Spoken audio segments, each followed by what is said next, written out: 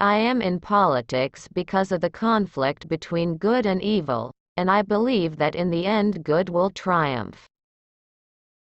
I don't mind how much my ministers talk, so long as they do what I say. To wear your heart on your sleeve isn't a very good plan. You should wear it inside, where it functions best. It's passionately interesting for me that the things that I learned in a small town, in a very modest home, are just the things that I believe have won the election. Of course, it's the same old story. Truth usually is the same old story. I've got a woman's ability to stick to a job and get on with it when everyone else walks off and leaves it. I owe nothing to women's lib. If you lead a country like Britain, a strong country, a country which has taken a lead in world affairs in good times and in bad, a country that is always reliable, then you have to have a touch of iron about you. Platitudes? Yes, there are platitudes.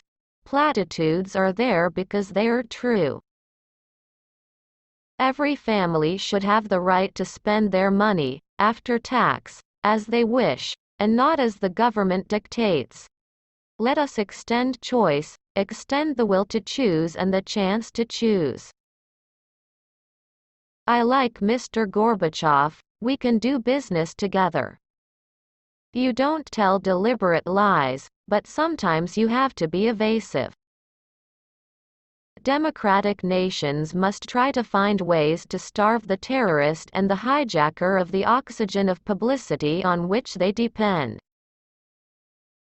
We were told our campaign wasn't sufficiently slick. We regard that as a compliment.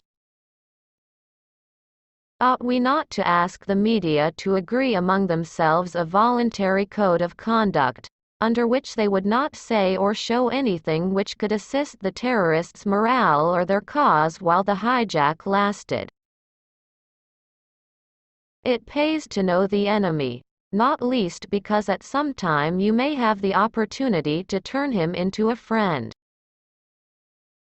One of the things being in politics has taught me is that men are not a reasoned or reasonable sex.